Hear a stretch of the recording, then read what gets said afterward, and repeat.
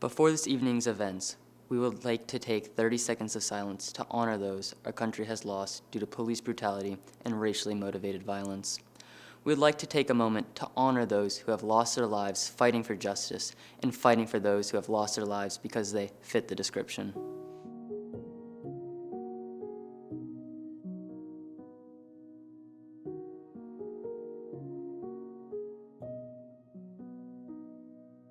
In addition, it is important to recognize Black lives lost due to COVID-19, ongoing health disparities, and systemic racism within St. Louis and United States.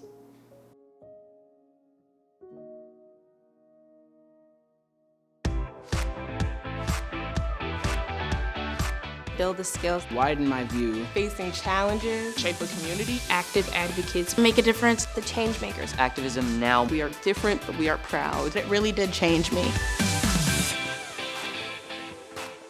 Good afternoon. My name is Holly Ingram. I serve as Cultural Leadership's Executive Director.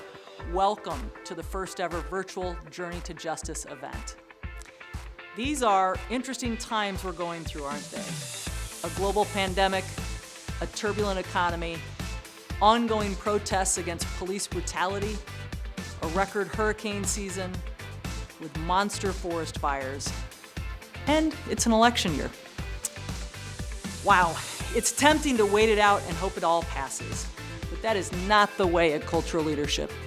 We're a village, and we aren't discouraged to take action even during quarantine. We get together in ways we can and create good trouble. That's what this night of all nights, the annual Journey to Justice event, is about. Bringing our community together to celebrate our 15 classes of troublemakers of the very best kind, and all the activism they are fulfilling each and every day. Making Journey to Justice a virtual event doesn't change our purpose for the evening. We want to recognize our alumni and community members and celebrate the impact they have made as we hear from renowned activists and organizers. Because even if we can't all be in one room, we're all in the same place.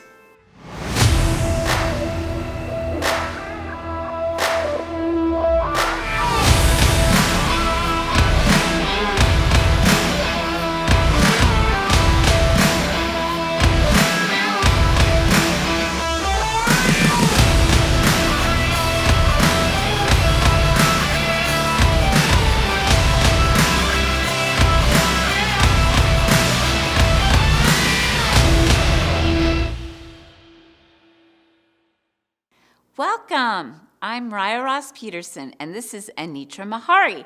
As co-chairs of the 2020 Journey to Justice signature event, we thank you so much for joining us. As Holly just said, we're apart yet together. Technically, I suppose.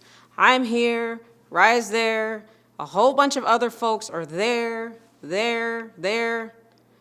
but we're all present and coming together to lift our spirits and to continue empowering youth, activism, and social justice. We have a lot in store for you this evening. You will hear from keynote speakers who are actively working to create good trouble and a constructive society for all. We also have people with us tonight who will underscore the importance and continuing the work of cultural leadership so that we may continue striving for an equitable society for all, especially in moments where this work is so important. And especially tonight, we will hear from our students, current and alumni. We will celebrate the most recent class of our high school leadership program, Class 15. These young men and women who are graduating later tonight have spent the last year learning about how to put their education into action. They have sacrificed so much this year as they have battled the coronavirus and continually fought to receive the education they deserve. It's going to be a night to remember, one of coming together to do our part in educating future leaders in the St. Louis community, America, and maybe even the world.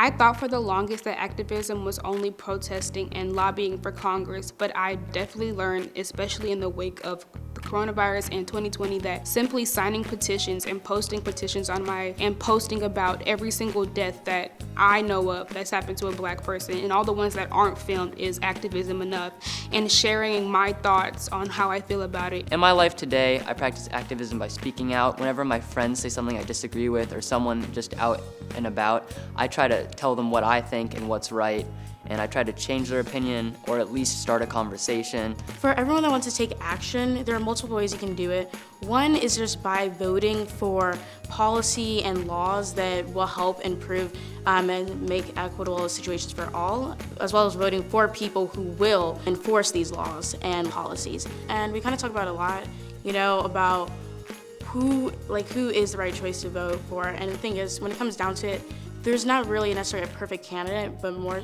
perhaps just one who we know will at least do more, or at the very least less damage than the other one. Activism consists of sharing your voice to help the greater good of society, and I'm trying, just like a little integral part of society, to bring awareness to this and bring awareness to people who are my age, like Generation Z, to try and make us vote and get out there and be active in society and not just sit there and think that our voices don't matter, because they do. There are so many reasons why we need people to stand out, say what they believe in, and stand up for what's right instead of just being silent and just thinking what we all believe and what needs to be heard. Our students are being trained as Activists, Innovators, Change agents. and leaders. Our students are brave beyond belief. And live out their courage through conversations, interactions, And the relationships they build. to make our communities stronger. our students and alumni are on the front lines of every social justice issue. Fighting to secure justice and equity for all. Not just a few. Our students are being trained as disruptors. Critical thinkers. Historians. and leaders. and they need your support. To donate, push the button below this window and do it now. to support Cultural Leadership's mission. And the young leaders working tirelessly. To bring about systemic change. Donate below now. Do it now.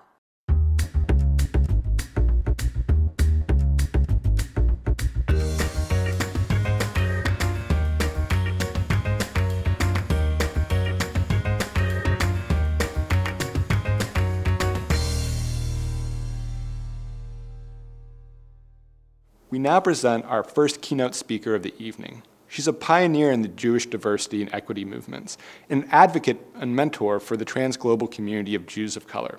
Heir to 3 generations of African American Jews, she embodies the essence of cultural leadership. Yavila is very active in the racial justice and feminist movements. She's provided consultation and training to projects spanning multiple identities and communities, including some 600 prep schools across the nation. As CEO of the diversity consulting group Dimensions, she advises the international portfolio of clients to support education, philanthropy, and social justice. Yavila is an activist, an educator, spiritual practitioner.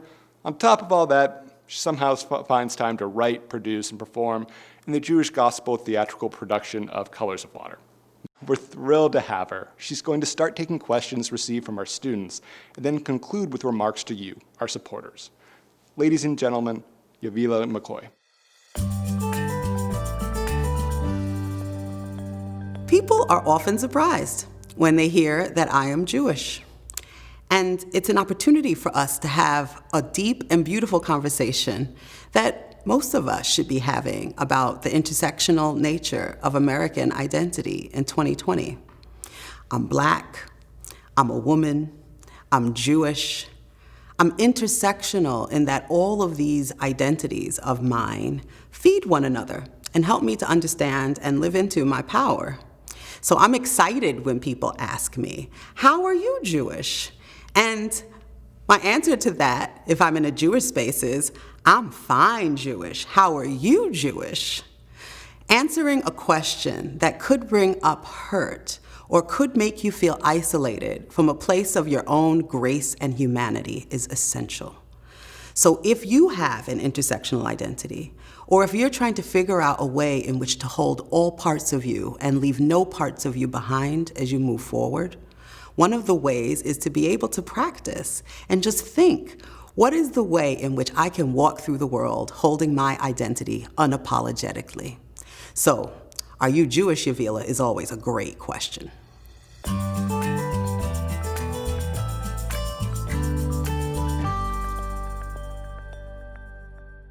When it comes to money, you need to love what you do.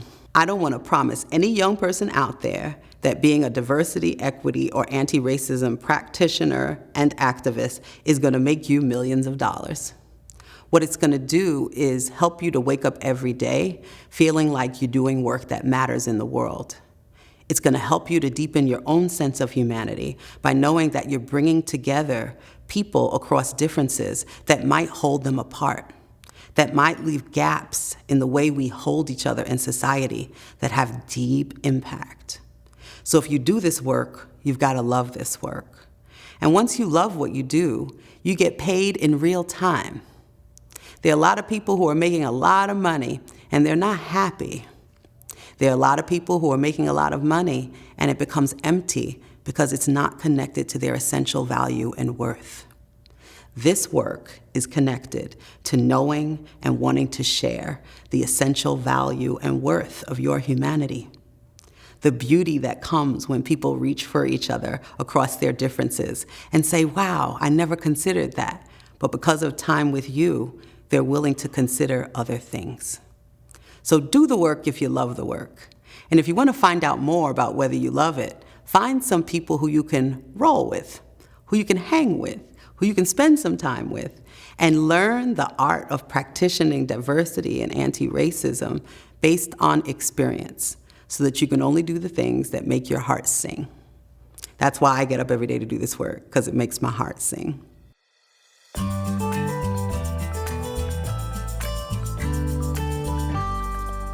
So education is a relationship.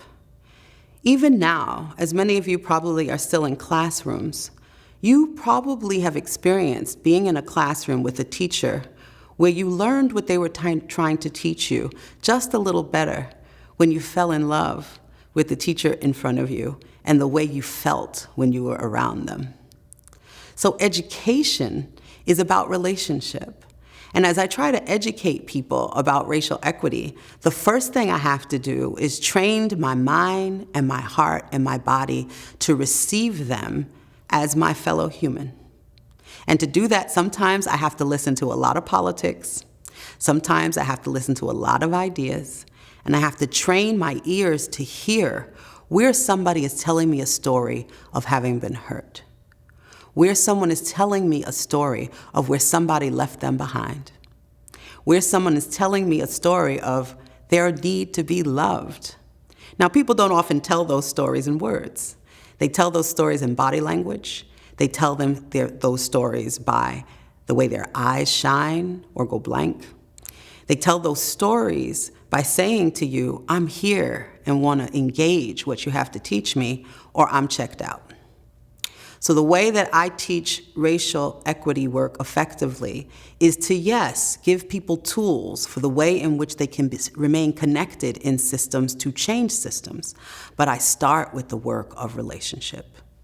And for you wanting to do this work, you should be starting with, what are my relationships as a young person telling me about the need for racial equity in our country right now?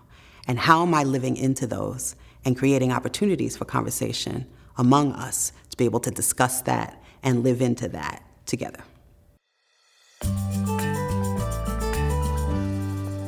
As a Jew of color in the United States, I am one of many Jews of color that often experience erasure, marginalization, invisibility, the inability to be seen and heard around their full identity.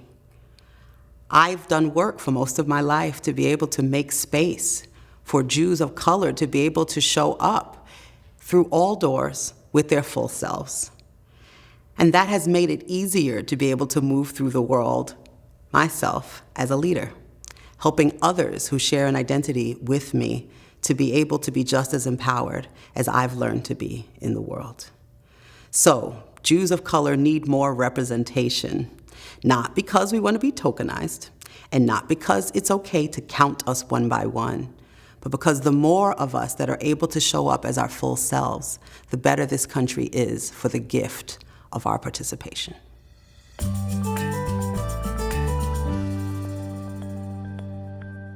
So, I've talked to many people across the world and across the universities that exist here in the United States. Dimensions has serviced close to 90 campuses, including some of the most elite universities that are a part of our country. And I find that my first lesson to people is that you can't get a degree in anti-racism. It's not only about the cognitive. There are very specific things that we need to learn in order to hold each other's stories across difference. But there's also stuff that we have to hold that has to do with the affective. How does it feel when we're in rooms, spaces, working spaces together? There's also the behavioral. What exactly is it that we're doing that is either drawing us into relationship with one another around work, around learning, or actually doing that is keeping us apart? So the way in which I teach people to do high-level anti-racism is to hold a confluence of the cognitive, the affective, and the behavioral impacts of what it means to learn about this work together. So cognitive would be, what are we doing? Affective would mean, how does it feel as we are doing it? And behavioral would be, what is it that we're doing? How does it feel? And how can we change behaviors to make our experience one in which we want to stay? So lots of things to hold, but don't just do it in your mind. Do it with your whole body, with your whole heart, and with your whole commitment. We are challenged in the US by the fact that we have a history that has brought us through the marginalization, the robbery, and the erasure of the indigenous peoples of this land. Because that history hasn't often been with us, because we haven't been in situations where we could adequately hold indigenous people's stories, the work that we've done to create a country that actually can hold the full diversity of who we are started on false footing. I live in Massachusetts. And it wasn't until a very few years ago that I found out that the name Massachusetts itself came from the indigenous people. We have to do better in our country to tell the truth about where we come from and to make different choices about things like racism and white supremacy and ways in which we don't tell the full story of not just how we got here, but how we've been living into this experiment called freedom to try to make all of our lives better. In order to do that, we've got to tell both the good and the bad and be willing to be humans in process. So some of the reason why I feel we're still here 300 years later, beyond white supremacy and genocide that formed structures and systems in this country, is because we haven't had enough courage to sit down across from one another, look each other in the eye, and talk about it, and believe that we can still hold each other beyond the hurt, beyond the need for repair, beyond the work we can do together toward healing and reconciliation. Beyond all of that, what's left is us in relationship. So that's the work I do every day, and I'm working to make tomorrow a better day in my lifetime. In 2017, I was one of multiple women that addressed 1 million people that gathered for the Women's March on Washington. That movement was one of the first times in my lifetime I was able to look down a Washington street and see so many people that they looked like snow. The Women's March and the Black Lives Matter movement are movements that are bringing more people into action in this country than any of us have seen since the evolution of the civil rights movement in this country. It is so important to me to be able to be a part of a movement that values young people like you, that says whether you have a degree or an institutional framework. Your voice is important as a young person, right now. That says to women, you do not have to come into this movement and experience patriarchy and sexism as you try to empower others of our kind. The BLM movement is a space in which I can get free. It is super important for us to hold both our personal and political interests in the context of the needs for deeper equity in this country.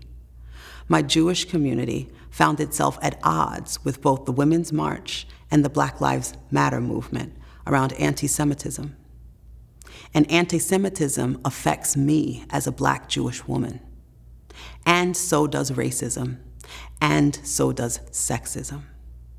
So learning to hold all the things, my humanity, intersectionality, the need for deeper equality and respect, and the ability to hold ourselves together in coalitions, brought me to both the Women's March and the Black Lives Matter movement space with hope and courage and willingness to listen and willingness to be in relationships like family. Family doesn't always get along. Family doesn't always agree. But if we're family, we're willing to stick it out and talk about the things we must to be able to continue to have each other and use each other's support to make a difference. Youth activism is super important today. It's important today because it's young people who will be willing to go out there in the world and not have the same limitations that adults have in doing the work of change. In the civil rights movement, the people making change on the street were mostly 14, 16, 17, and young people in their 20s in college. The reason why is because us elder folk have jobs to think about. We have families to think about. There's risk involved. And those things sometimes put us into cognitive dissonance when it comes to the need for change, whereas young people's hearts and minds are often free. And I welcome that kind of freedom of imagination, curiosity, and possibility to be thinking with us about what needs to happen next in this country. So youth activism is the heartbeat of our nation. If you are a young person, we need you. Now, when I was a young person in my early 20s, I was in St. Louis. And in St. Louis, I lived in University City, which is one of the only integrated communities that in the area we were able to live in. Ladue and St. Louis City were segregated. So segregated that you couldn't even get off of the highway in a Black neighborhood and then get back to go back to a white one. I am hopeful that young people are going to change all of that. If we live apart from each other, we cannot hold each other's stories. If we segregate each other from each other's experiences, we'll never be able to make laws, change systems, create governments that hold the depth and breadth of what it means to be American in 2020.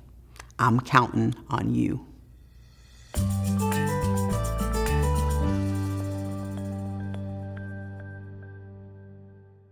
Thank you, Yavila. Your testimony, your words, they inspire all of us to continue to pursue the work of justice that all of us know is vital now, especially in our world. If you've been watching with us and hearing the stories and seeing the work of cultural leadership, I want to invite you now to invest in the future of this work, to help make it true for the next generation of students by just clicking the donate button that's below me. If you haven't been convinced yet, then keep watching, because we've got more stories to help show you just how much cultural leadership is doing to create the tomorrow that all of us want to believe in.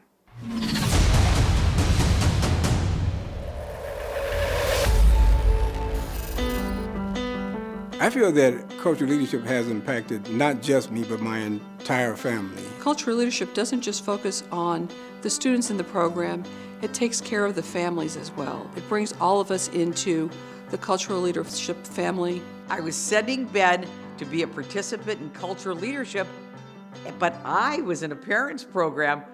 I think maybe I got more out of it than him. It ended up being something that I learned a lot from as well. We always understood that our religion asked us to participate in Tikkun Olam, in the repair of the world, but we didn't necessarily always have the tools to know how. With a deeper understanding of injustice and racial equity, cultural leadership gave our family the tools to explore inequities and to figure out a way to make a difference. Truthfully, I thought there was absolutely nothing that I could really learn because I'm a woman of color. I was surprised to see how much more I learned about injustice, what it was like in St. Louis, and what it was like culturally. I thought I knew what it was like from a legal point of view, but I watched Lizzie and working with other parents and our teachers in cultural leadership, I really had a chance to stand in the shoes of somebody else, somebody with different color skin, somebody with a different background. And that really enriched my work, enriched who I was. So one night, they have a program called Courageous Conversations.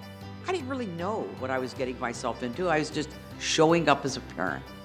And I sat down and I watched my son and 3 other young people talk about microaggressions. I really wasn't sure what they were, but I can tell you by the end of that hour, I knew a whole lot, and I also knew how much my son had grown. And during that process, I really saw white people, watched how they processed things that they didn't know. And for me, I was able to actively see this cycle being disrupted with this small group of people.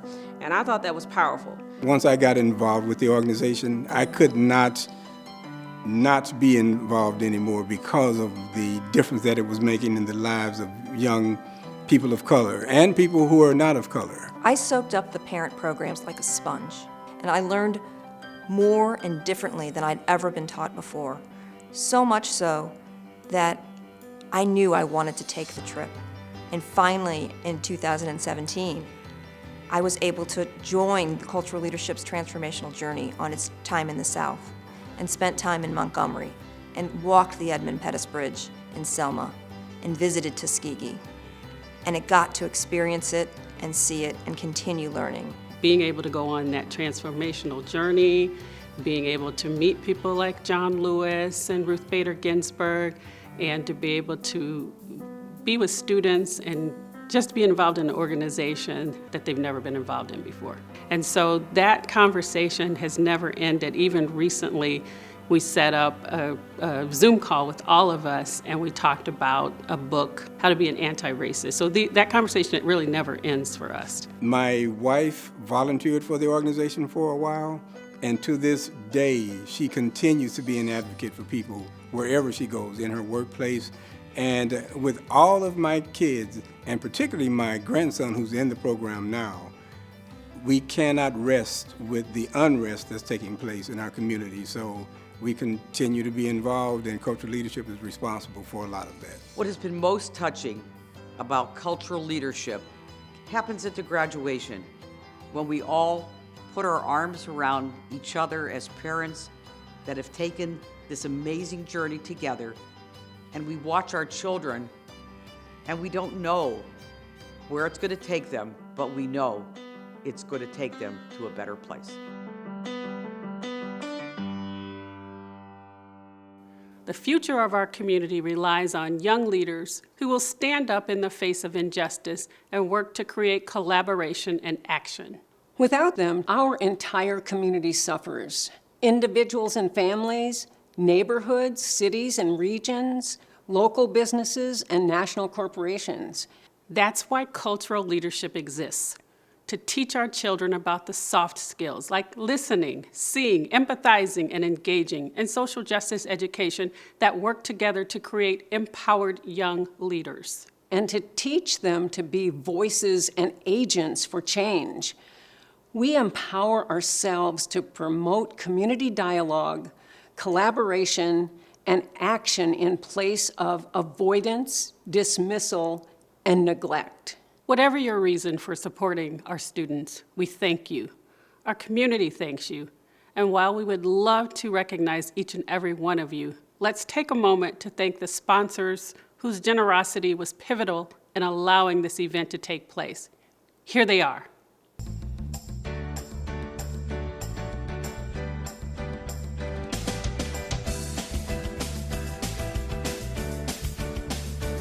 Your love lifted me higher than I've ever been lifted before. So keep it up, quench my desire, and I'll be at your side forevermore.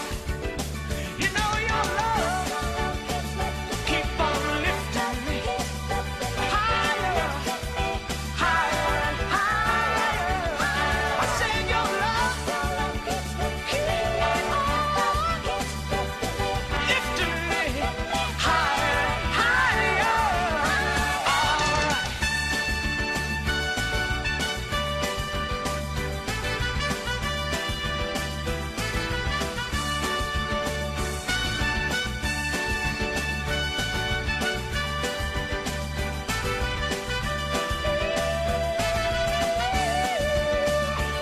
I'm so glad I finally found you.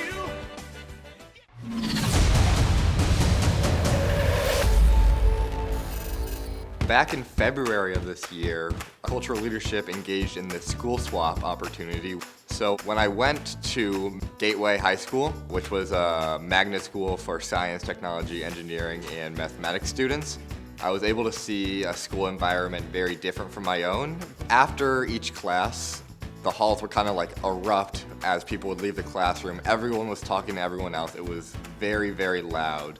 But everyone seemed to like be smiling and laughing with their friends, while at my school, people kind of just hurry on to their next class and kind of just seem sad about it. One of the main things that we do in our curriculum in science is have experiments almost every week. But when I walked in first hour to Gateway, I didn't see any of that. So I kind of asked the teacher why there weren't any, and she mentioned that the regular science classes don't do any sort of experiments, and even the AP level courses don't really have the supplies necessary to do it. But even though maybe they don't have labs every week, or maybe their smart boards don't work as well as mine do, they're still able to learn everything that I am and are still very prepared to move on. All of their classes had a much higher diversity than my classes. For instance, their math class probably had 75% students of color compared to my math class, which might have 1 or 2 students of color. So one of the major things that I want to do, especially in high school, is incorporate more diversity into my honors level courses that I take at my school. We lost one of the key leaders in the civil rights movement this summer. In the 1960s, John Lewis organized and led the Student Nonviolent Coordinating Committee, or SNCC, the March on Washington, the Freedom Rides, and the first Selma March, all while he was still a young adult. I guess I still have a lot of work to do. In the 80s, John Lewis was elected to the first of 17 terms as a U.S. representative.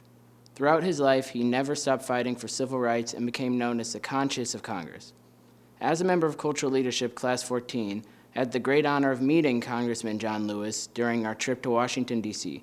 For an accomplished man, he was humble beyond belief and still impassionate about his work he began in his youth. It made me understand how a true leader should act. That's all I have to say about that. Yeah, let's not open up the topic of bad leaders. The U.S. seems to know a few. For many years, we've affectionately called our students troublemakers of the best kind, because the work they do creates the type of trouble that causes perspectives to shift and things to change. This year, Troublemakers takes on a new meaning in honor of John Lewis's belief that it's necessary to make good trouble, necessary trouble, to achieve change.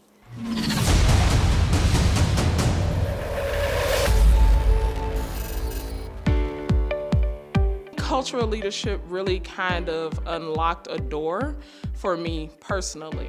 It defined what I am choosing to do now. The thing that shocked me the most about being a part of the high school leadership program is the connections I made. I came in not expecting to have any friends, just kind of do the program and get out, but some of the people I met in that program are the best friends I've ever had. Because of racism, because of residential segregation, because of wealth hoarding, I would not have had the opportunity to learn from my peers and build the friendships that I built through cultural leadership. And Also, the people we met on the transformational journey were amazing. John Lewis, who has since passed, Ruth Bader Ginsburg, who hopefully will not be passing soon. You got to learn more outside of your own bubble that you live in, and you got to learn other experiences that other people had that they faced, and then you learn more about it and you grow. I work with predominantly African American students, empowering them to make those decisions and have that self-awareness around what is best for them. I'm part of Dr. Jerome Morris's research team at UMSL. We are researching the VIC program, which stands for Voluntary Interdistrict Choice. This is a program that buses Black kids from the city into county schools so we can receive an equitable education. I knew anti-Semitism existed. I knew the effects of the Holocaust and other forms of oppression towards Jewish people was still alive today, but I didn't know how it still had an effect on people. So coming to cultural leadership and hearing people's perspectives and actually hearing my classmates talk about it was a changing experience for me. I was in cultural leadership at the same time I was in the comprehensive sexual education program. So it really helped me to really see the disparities when it comes to access and that information for people that look like me. So I realized that I could bridge the gap between social justice as well as sexual health. And cultural leadership helped me see that social justice can expand into many forms. Cultural leadership has allowed me to meet other Black students that are not part of the VIC program, which has allowed me to make my research more specific and profound by showing other examples of students besides just the small bubble of students that was previously being researched. You think you know everything, but then you hear other people's perspectives and you go on these transformational journeys and you completely change.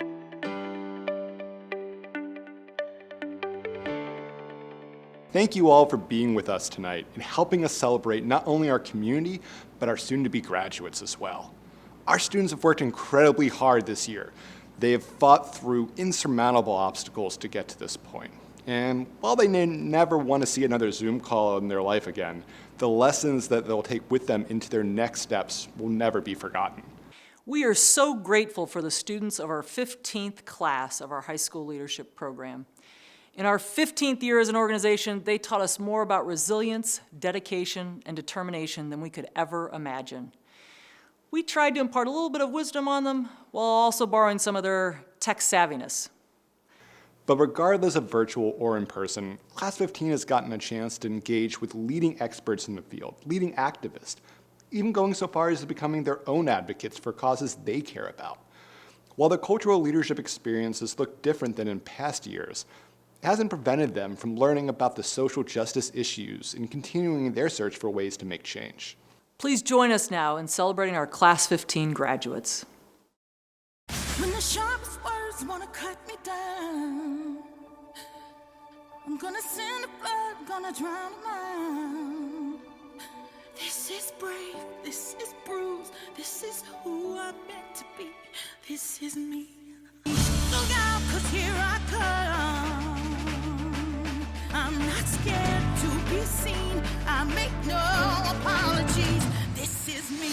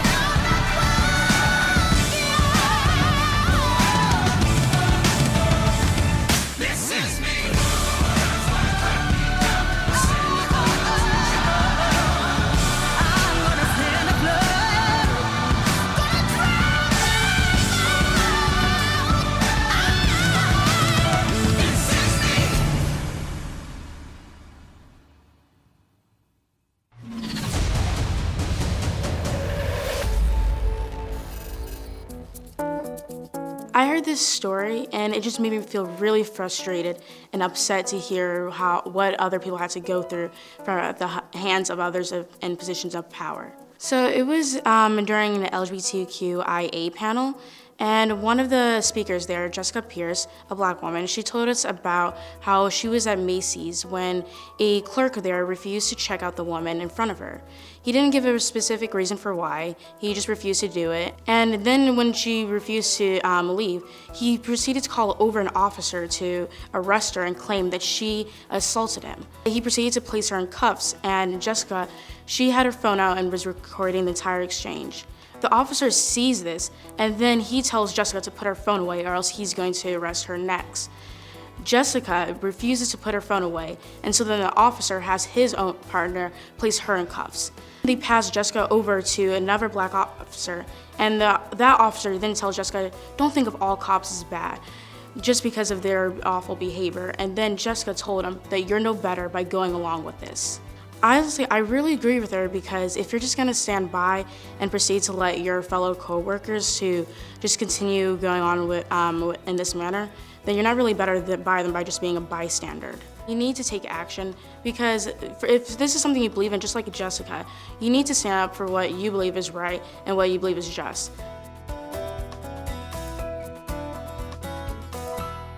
Tonight's second keynote speaker is an award-winning national leader in social justice.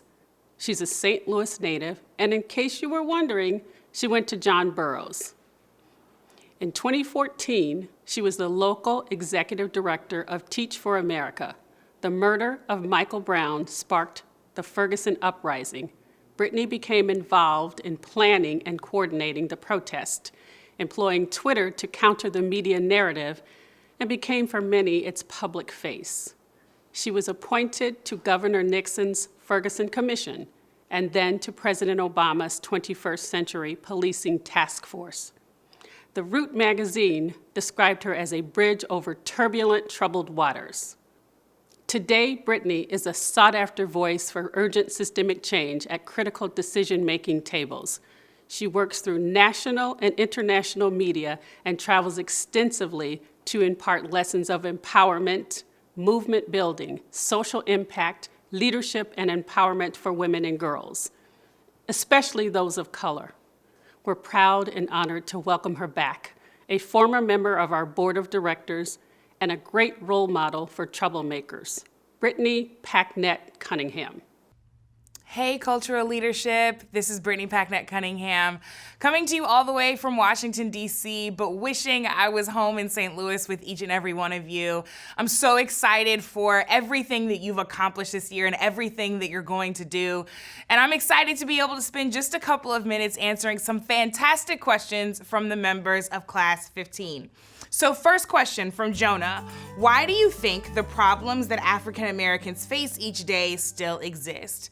That's easy, Jonah. History always is present for us. And so when we look at the history of this country, unfortunately, we know that it was built on stolen land with stolen labor, and that indigenous lands were tilled and cities were built and capital was created on the backs of enslaved Africans. And that legacy continues today. When you look at the laws of the Jim Crow era, when you look at things like redlining, when you look at the ways in which generational wealth has been prohibited to pass down between Black generations, when you look at voter suppression, all of these things are still happening right now.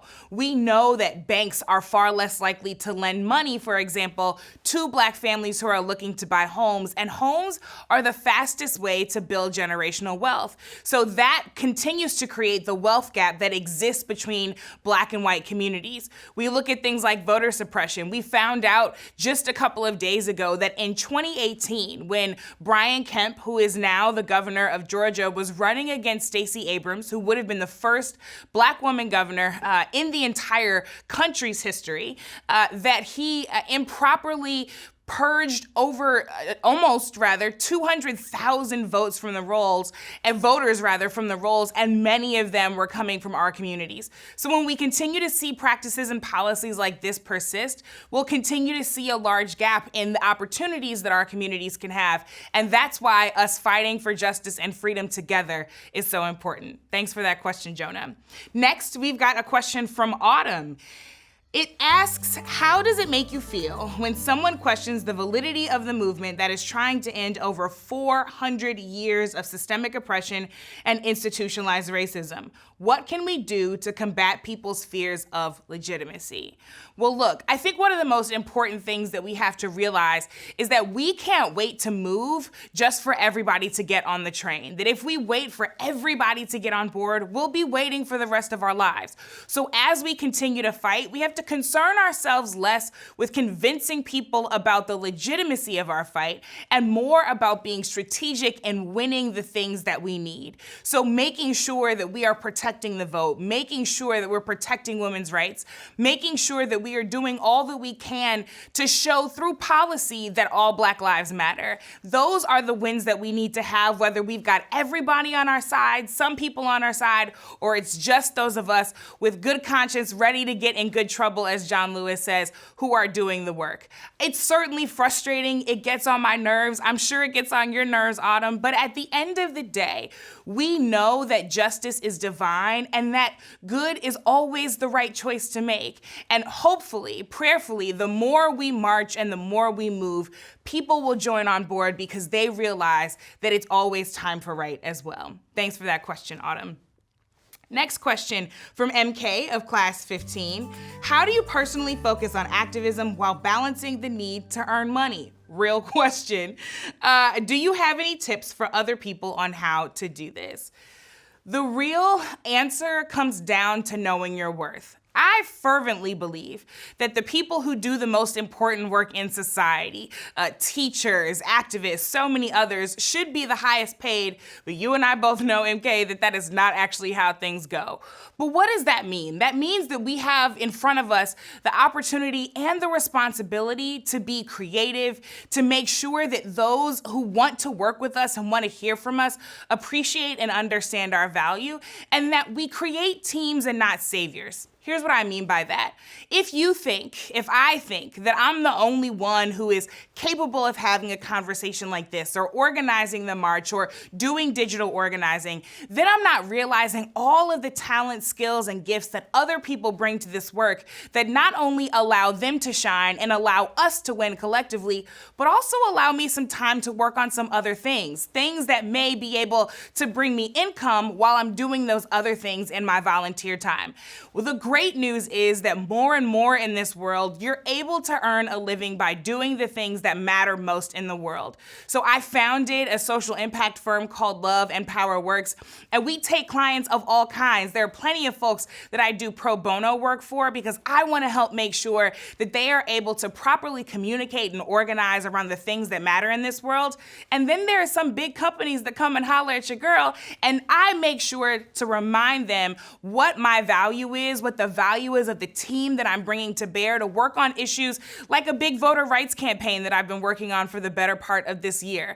Those things matter, and there are people who are willing to make sure that they pay you and your team and community what you are worth to make that happen. It doesn't have to be an either or. It can be a both and we can contribute voluntarily to the things that matter, yes, while getting our bills paid. Thanks for that question. It's certainly a practical one. Next, a question from John. What is the best way you found to encourage and educate those around you? What strategies can you use to provide education without offending someone? Well, the first thing I do, John, is to remember that just because you've offended someone doesn't mean that you're wrong. If you are speaking truth, and if you are speaking truth in a way that reflects your values, in a way that reflects humility, in a way that is more oriented toward the change that you seek instead of just how someone might feel, then that truth always matters. Sometimes planting that seed of truth will not germinate right in front of your very eyes. Sometimes it will take days, weeks, months, maybe even years, for somebody to really get what you were saying all that time ago, for the light bulb to go off and for the message to really click. But I like to ask people questions. It helps them not be on the defensive, and it helps them reflect on their own mindsets, thinking, behaviors, and practices. So if somebody comes to me with an idea that I believe is unfounded, instead of giving them a barrage of facts and figures, I'll ask them where they got that idea in the first place. Often it's come from a personal experience that they've never actually questioned or interrogated. When you offer them that inquiry, it invites them into doing their own learning, into doing their own changing, into reflecting on those things that they may have been ignoring all that time. And once they start to pull at that thread, often the most illogical things like racism, homophobia, transphobia, those things can start to unravel if we start to ask the questions that need answering. Next question, also from MK, what would you say to a young person trying to find their role and their path in anti-racism activism? Fantastic question again, MK. The answer is to start right where you are. A lot of times we have an archetype of what activism looks like, and it means that you have to be a national figure, or you have to be marching out on the streets, or carrying a sign, or engaging with people at a certain political level. But the truth of the matter is all politics is local, and everything that matters to us is happening at all levels of government. There are plenty of things that need your attention when it comes to anti-racism in your neighborhood, in your school, in your synagogue, in your church, in your mosque, in your community, in your city, in your town, in your state. There are things right there, right in the front of your doorstep that require your attention.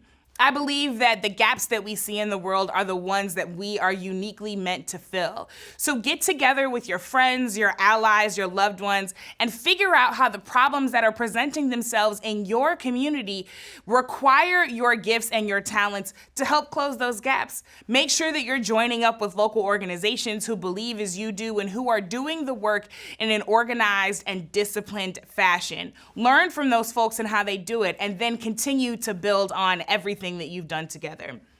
And most importantly, don't wait. The idea that you have to be a certain age or have a certain number of degrees in order to be an activist is precisely what they want you to think. We need you to get started right now if you haven't already. And I'm guessing, MK, that you already have.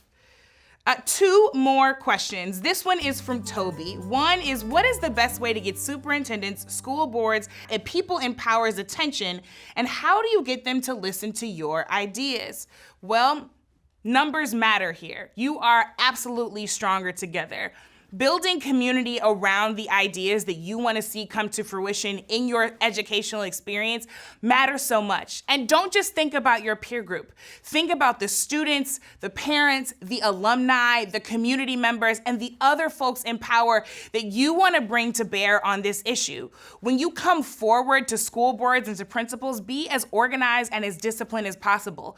Be very, very clear what your demands are, what those demands will cost, and the timetable that you want those demands to take place on. Then be very clear about your target. It's easy to get up in front of a school board and say what's on your mind, but make sure that you're directing your messages toward the people who have the power to make the change that you want to see. And most of all, make sure that as a collective, you are listening to one another's ideas on how to strategize engaging those very targets. I think it's so important that we build the biggest alliances that we possibly can, that we build the biggest choir for justice that we possibly can, because that's how we get everybody to listen. Last but not least, a question from John. What are some of your go-to resources for helping educate people about systemic inequalities? I think books are fantastic here, and many of them have already been written. I'm trying to finish my own right now, but in the meantime, I like reading books like Feminism is for Everybody by Bell Hooks, The Pedagogy of the Oppressed by Paulo Freire. Those are some of the great places to begin as you begin to expand your understanding of exactly not just what's happening now, but where the the roots of these inequities and these injustices come from? I also think that social media is a fantastic tool here, and there are so many people who are putting together the kinds of videos and graphic design presentations that are educating people in really, really clear ways on concepts, on everything from womanism to culturally responsive teaching to critical race theory. There's so much out there, and make sure that you are listening to the folks, especially on social media, who are directly affected by the issue. So I follow a lot of Indigenous activists, writers, and thinkers. I follow a lot of disabled activists and leaders because I want to know about those issues directly from the folks who are fighting the good fight and who are most directly affected by the injustices themselves. That's how we learn, that's how we grow, and when we know better, we do better. Cultural Leadership, it is always a distinct honor to be with you all. And if there's nothing else I want to leave you with, it's this: to remember that you had a purpose before anyone had an opinion. The truth is that right now, ideas like freedom and liberation, equity and justice are under attack. And there are so many people who hear those words and they think and hear a threat to themselves and their own power.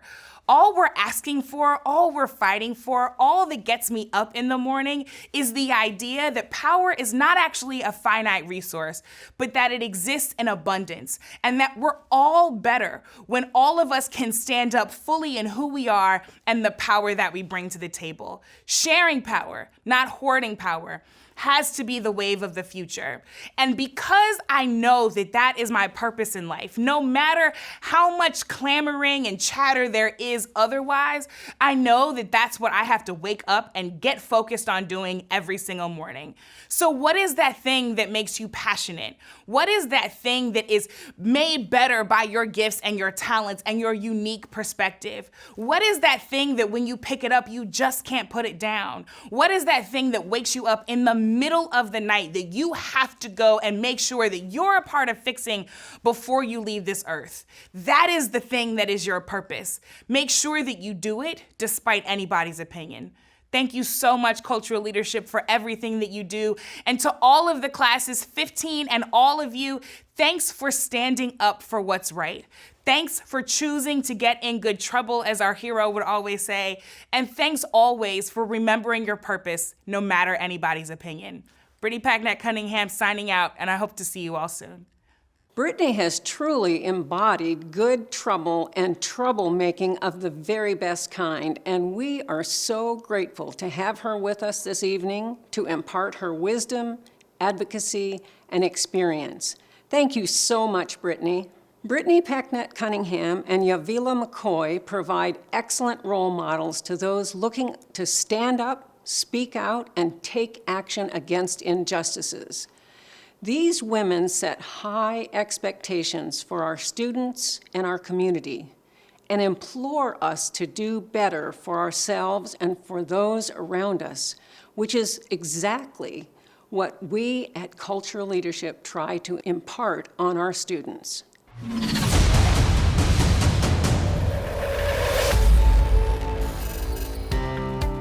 I am a proud Class 1 alum, and I am currently working as an archivist and curator. I get to make sure that people's experiences, documentation about people, and specifically people of color, Black people, are well cared for and available for generations to come.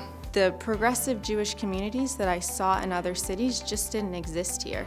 So in Cultural Leadership spirit, I decided to roll up my sleeves and get to work and create something that I wanted to be a part of. So last year, I, along with others, co-founded Progressive Jews of St. Louis, or ProJo-STL. I always felt that it was my obligation to point out things that we didn't talk about in history, such as pointing out the murder of Medgar Evers or Leopold II's rule over Congo. I wasn't okay with speaking up because I didn't believe in my own voice. And by participating in Cultural Leadership, the biggest shift I saw is that now I know how to project my voice, how to make a point, and how to not let other people make me feel bad for making a point about racism or homophobia, ableism. White Jews specifically have also benefited from white privilege, and we haven't always used that privilege or challenged that privilege that we have to create change and to work for justice. Black Lives Matter was such a stigmatized statement. If I said it in my classroom, so many people would jump to say, well, no, all lives matter. Well, what about blue lives? Well, what about this? What about that? What about black on black crime? Black lives have always mattered. I'm talking about Black people who were enslaved, Black people who contributed their lives, their energy to the movement. And so through my work, I want to make sure that these people have a space in the cultural record, in the historical record, and help to create access to that. It's important for us in this moment, in any moment, to really think about our whiteness as white Jews, to reflect on the power and privilege that we have, and to really commit to justice, dignity, and liberation for all people. I didn't want anybody else to feel the way that I felt, just kind of alone and lost in this movement. So I want to be the backbone for a lot of other Black students. I'm actually part of a board on how to be actively anti-racist at Mizzou, specifically in the English department. So instead of teachers waiting for a student to have to speak up with their discomfort, getting ahead of that. And really what we're hoping is that while this will blossom in the English department, it will slowly spread to the rest of the arts and science, entire faction at Mizzou, because that's just such a big thing. And that would be really awesome, and I'm really excited to get started with that. Well, that about wraps up this year's Journey to Justice. Our thanks to all our speakers and producers and organizers. And thanks to you for taking part and sticking around. I know it's been a long evening. And especially thank you for your generous donations. Now, you have donated, haven't you? Haven't you? Well, if you haven't, don't fret. You can still support our work by clicking the donate button, or by volunteering, by providing internships or mentoring or opportunity for our students. Thank you, and stay safe. Thank you for your support. And I hope you'll join us in lots of good trouble.